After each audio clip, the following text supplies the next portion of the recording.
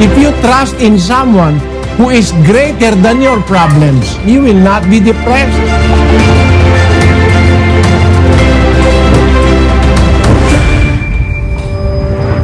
Ang Diyos ay nakakaalam ng pangyayari, pero hindi siya namimilit sa tao. Tawag nga doon sa atin meron tayong free will, free choice. Ang tao, ang anghel, ay binigyan ng Diyos ng free choice. Yung tawag sa Tagalog, sariling kalooban. Meron kang kalayaang mamili. Nagkaroon ka ng depression dahil pinili mo yung mga bagay na kadepre-depress. Tapos isisisi mo sa Diyos, mali yun. Halimbawa, ganito, no? Sabi nung doktor, umiwas kayo sa mga matatamis. Sino sisisihin mo? Yung doktor. Siya na nga nagsabing umiwas kayo sa matatamis nagkakain ka rin na nakakain ng matamis. Magka-diabetes ka, sino ang may kasalanan? Ikaw. Ano ang ibig kong sabihin? Ang Diyos nagsasabi ng mga bagay na mabuti. Pero kung ayaw mong sumunod, pupunta ka nga sa depression. Sino ba yung nadidepress? Sino? Yung mga taong ayaw sumunod sa Diyos. Kasi kung susunod ka sa Diyos, napakalayo sa'yo ng depression. Ang nadidepress, walang pag-asa. Ang sumusunod sa Diyos, laging may pag-asa.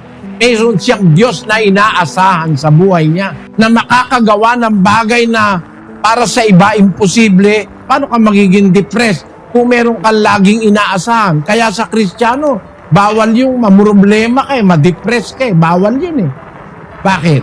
5:7 ng unang Pedro.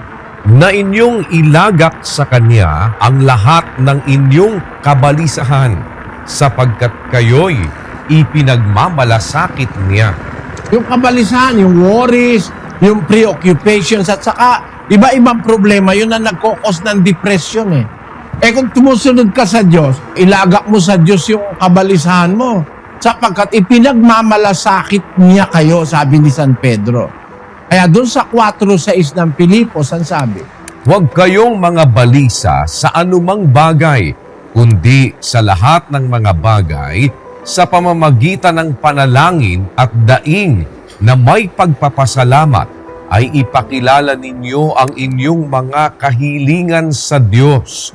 At ang kapayapaan ng Diyos na di masayod ng pag-iisip ay mag-iingat ng inyong mga puso at ng inyong mga pag-iisip kay Kristo Jesus. Merong nag-iingat ng pag-iisip at saka puso ng tao para iligtas ka sa depression. Ang sabi, huwag kayong mabalisa sa anumang bagay. Ang sabi sa English doon, be careful for nothing. Sa Revised Standard Version, ang sabi, have no anxiety about anything. Yung anxiety na siyang nagkokos ng depression, para sa Kristiyano, bawal yun na masyado kang matrobol. Kasi merong isang Diyos na sinasampalatayanan ka na makakatulong sa'yo. Kung meron kang katulong, paano ka madidepress? Kaya walang Kristiyanong nadidepress Pagka na-depress ka, hindi ka Kristiyano. Kasi ang Kristiyano may tiwala sa Diyos na ilagak mo sa Kanya ang iyong mga anxiety, ang iyong mga problema, sapagkat ang Diyos ay mas malaki kaysa lahat ng pinakamalaking problema ng tao. God is greater than all our problems. If you trust in someone who is greater than your problems, you will not be depressed. Siguro kung ako walang nakilalang Diyos sa buhay, baka lang hindi ako depressed. Baka luko-luko labas ko. Tadain ang nasa lunga akong problema sa buhay.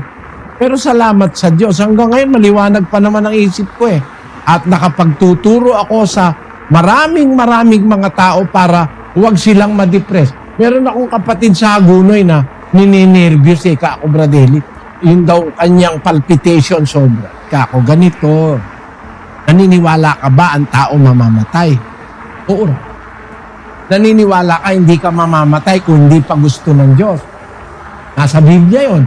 10:29 ng Mateo. Kahit maya, hindi mahuhulog sa lupa kung hindi pahintulot ng Diyos. O hindi ka mamamatay kung hindi pa gusto ng Diyos. Kung hindi pa gusto ng Diyos, huwag ka matakot mamatay. Kasi, pag natatakot ka mamatay, parang natatakot ka sa gusto ng Diyos. Ang paniwalaan mo, mamamatay ako pag gusto ng Diyos. Pag hindi pa gusto ng Diyos, di pa ako mamamatay. Yun ang paniwalaan mo. O maaalis yung takot mo ka. Kaya ka lang kasi ako natatakot ka mamatay, matakot ka malugi na. Yung lahat ng takot na yun, yun ang nagiging dahilan ng depression. Huwag ka matakot, maniwala ka sa Diyos. Ba't mo po problemahin eh, mamamatay ka lang pag gusto na ng Diyos?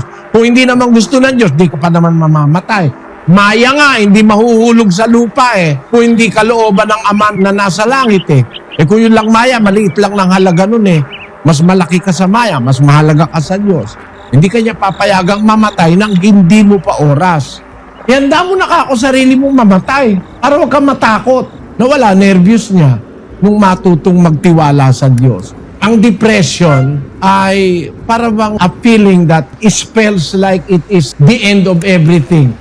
Para bang wala nang pupuntahan, wala nang solusyon, wala nang magagawa pa. Doon nag-uumpisa ang depression. Para bang trouble ka na, wala ka nang magagawa. Pero kung meron kang Diyos sa buhay, makakalapit ka sa Diyos eh. Sa panahon ng pangangailangan ng sabi ni San Pablo sa Hebreo 4:16. Magsilapit nga tayong may pagkakatiwala sa luklukan ng biyaya upang tayo'y magsipagtamo ng awa at mga kasumpong ng biyaya upang tumulong sa atin sa panahon ng pangangailangan. Meron panahon ng pangangailangan tayong hinaharap. Pero may makakatulong sa atin kung lalapit tayo sa luklukan ng biyaya ng Diyos. Meron Diyos, kapatid. Maaasahan mo siya pagka nangangailangan ka. Kaya lang, mayroong mga nadidepress kasi walang tiwala sa Diyos. Unang-una, lumalabag sa Diyos. Yung mga drug addict na nadidepress, nagpapakamatay. Ang depression dumadating sa tao sa kawalang tiwala sa Diyos at sa hindi pagsunod sa Diyos. Sabi sa salita ng Diyos, ang masama nagdaramdam sa lahat ng araw ng kanyang buhay. Basahin natin yung nasa Kawikaan, 15:15. Lahat ng mga araw sa nagdadalamhati ay masama, ngunit siyang may masayang puso ay may laging kapistahan. Etong mahirap yung depression. Lahat ng araw, troubled ka. Pagka ikaw ay hindi nagtitiwala sa Diyos, talagang magdaramdam ka araw-araw, madidepress ka. Ngunit siyang may masayang puso ay may laging kapistahan. Ibig sabihin, yung may masayang puso, hindi madidepresyon. Kaya nga, ang sabi rin sa Kawikaan, ang masayang puso, mabuting kagamutan, ang sabi sa Biblia. Sa 17:22, ang masayang puso ay mabuting kagamutan, ngunit ang bagbag na diwa ay tumutuyo ng mga buto. pagka ang puso mo masaya sa mga bagay na sinasabi ng Diyos, meron kang kagalakang espiritual sa buhay, hindi ka madidepress. Ang kailangan lang ng taong nadidepress, magtiwala sa salita ng Diyos eh. Nakaramdam ng matinding problema si Jeremias na minsan sinasabi niya, mabuti pa hindi na ako pinanganak. Gayon din si Job, niya, buti pa di ako pinanganak. Pero hindi sila na-depress eh. Si David, ganun din. Nagdaramdam sila ng matagal. Ang aking ikang luha ay umaagos sa aking gigaan. Sabi ni David, napapaluha siya sa problema. Pero hindi siya na-depress. Bakit? Sais-sais ng awit. Ako'y pagal ng aking pagdaing.